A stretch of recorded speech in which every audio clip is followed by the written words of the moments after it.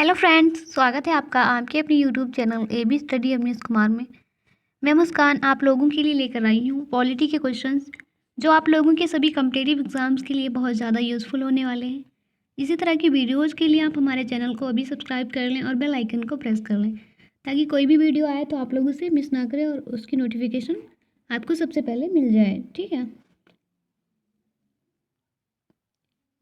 हमने एक क्लास की अपलोड की थी मॉर्निंग में जिसमें आपको 10 क्वेश्चन ही करवाए थे। ठीक है, वो छोटी सी क्लास थी, अभी हम फिर से कर रहे हैं। देखते हैं हमारा पहला क्वेश्चन नंबर 11। अनुच्छेद 61 के अंतर्गत राष्ट्रपति पर महाभियोग संसद के किस सदन द्वारा प्रारंभ किया जा सकता है? क्या पूछा गया है कि अनुच्छेद 61 के अंतर्गत राष्ट्रपति पर महाभियोग संसद के किस सदन द्वारा प्रारंभ किया जा सकता है? तो हमारा राइट आंसर क्या हो जाएगा? ए, संसद के किसी भी सदन द्वारा। संसद के किसी भी सदन द्वारा राष्ट्रपति पर महाभियोग क्या किया जा सकता है? प्रारंभ किया जा सकता है। ठीक है, अगला क्वेश्चन नंबर 12। राज्यसभा का सभापति कौन होता है? राज्यसभा का सभापति जो होता है वो कौन होता है? उपराष्ट्रपति। राइट आंसर हो जाएगा बी। अगला क्वेश्चन नंबर 13। भारत का राष्ट्रपति अपना त्याग पत्र किसको संबोधित करके देता है? भारत का जो राष्ट्रपति होता है वो अपना त्याग पत्र किसको देता है? किसको संबोधित करते हुए देता है? उपराष्ट्रपति को। अगला, केंद्र सरकार का प्रमुख कौन होता है? केंद्र सरकार का प्रमुख कौन होता है? प्रधानमंत्री। राइट आंसर हो जाएगा बी। केंद्र सरकार का प्रमुख होता है प्रधानमंत्री। अगला क्वेश्चन नंबर 15। भारत का प्रधानमंत्री बनने के लिए न्यूनतम आयु कितने वर्ष होना चाहिए? अगर किसी को प्रधानमंत्री बनना है तो उसके लिए उसकी न्यूनतम आयु कम से कम उसकी उम्र कितनी होनी चाहिए? कितने साल होनी चाहिए? 25 वर्ष। ठीक है, 25 साल का जो बंदा हो जाता है वो फिर प्रधानमंत्री का चुनाव लड़ सकता है। ठीक है, अगला क्वेश्चन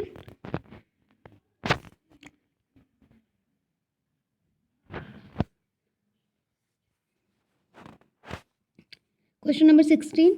संविधान के किस अनुच्छेद में मंत्रिमंडल शब्द का प्रयोग किया गया है?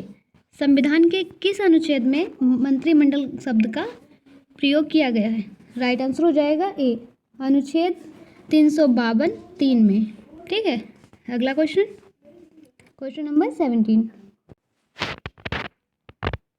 Question number 17। भारत का सर्वोच्च विधि अधिकारी कौन होता है? भारत का सर्वोच्च विधि अधिकारी जो होता है वो होता है भारत का महान्यायवादी। ठीक है, अगला क्वेश्चन नंबर 18। संविधान के किस अनुच्छेद के अंतर्गत धन विधेयक को परिभाषित किया गया है? संविधान के किस अनुच्छेद के अंतर्गत धन विधेयक को परिभाषित किया गया है? राइट आंसर हो जाएगा बी, अनुच्छेद 110। अनुच्छेद 110 के अंतर्गत धन विधेयक को परिभाषित किया गया है। अगला क्वेश्चन नंबर 19। लोकसभा में सदस्यों की अधिकतम संख्या कितनी होनी चाहिए? लोकसभा में सदस्यों की अधिकतम संख्या कितनी होनी चाहिए? तो हमारा राइट आंसर हो जाएगा डी, 552। अधिकतम संख्या कितनी होनी चाहिए? 552। सॉरी, अगला क्वेश्चन नंबर 20। राज्यसभा का सदस्य बनने के लिए न्यूनतम आयु कितनी होनी चाहिए? अगर किसी को राज्यसभा का सदस्य बनना है तो उसके लिए उसकी आयु कितनी होनी चाहिए? 30 वर्ष। राइट आंसर हो जाएगा बी। अगला क्वेश्चन नंबर 21। संसद के किस सदन का अध्यक्ष उसका सदस्य नहीं होता है? संसद का वह कौन सा सदन है जिसका अध्यक्ष उसका सदस्य नहीं होता है? जैसे कौन सा वो सदन है जो उसका अगर सदस्य है तो फिर वो उसका अध्यक्ष नहीं हो सकता? कौन सा सदन है? राज्यसभा। संसद का राज्यसभा सदन है। ठीक है, राज्यसभा जो है उसका अगर सदस्य है तो वो उसका अध्यक्ष फिर नहीं बन सकता है। अगला क्वेश्चन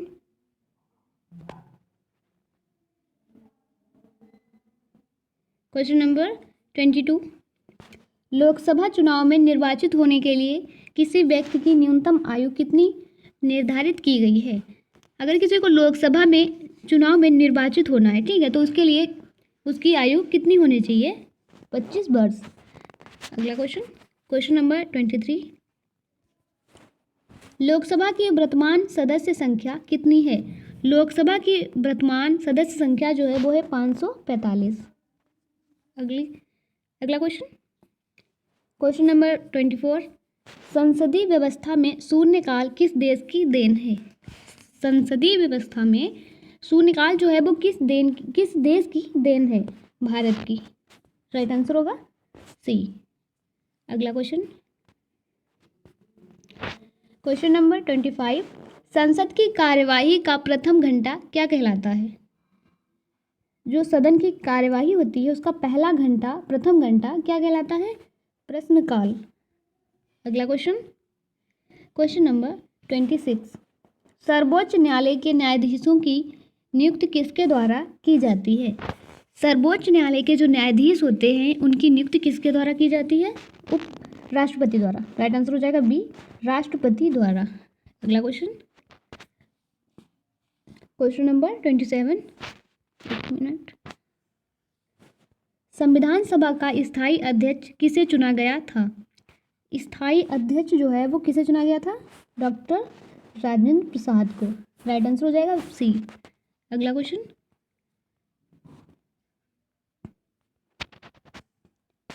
क्वेश्चन नंबर 28। भारतीय संविधान के निर्माण काल में संविधान सभा के कुल कितने अधिवेशन हुए थे?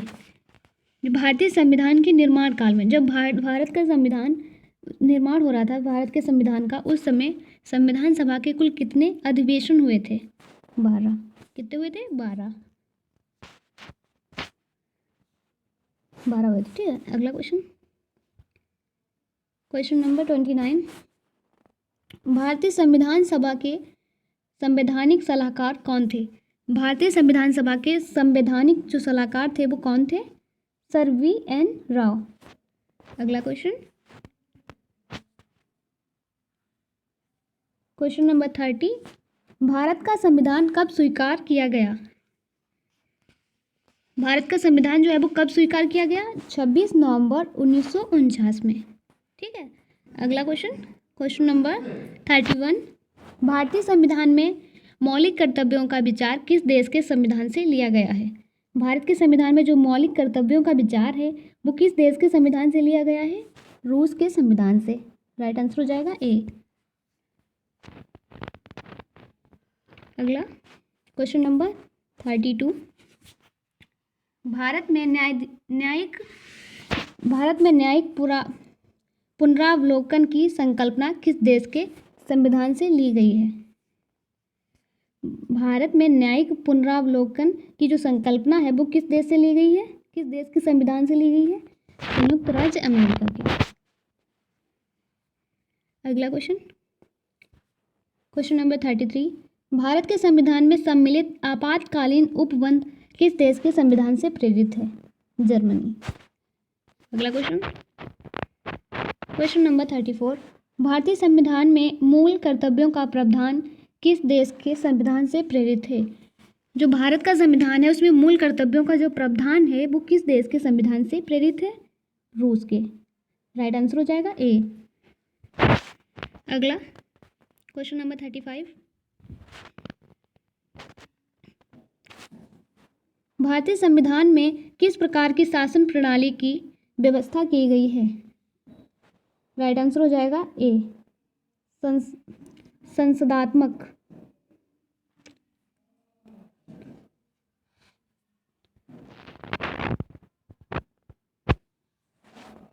नीति निर्देशक। अगला क्वेश्चन नंबर 36। नीति निर्देशक तत्वों तथा मूल अधिकारों को संविधान की आत्मा किसने कहा है? राइट आंसर हो जाएगा ए, ग्रेनविल ऑस्टिन। ठीक है। अगला क्वेश्चन नंबर 37। संविधान के प्रथम अनुच्छेद के अनुसार भारत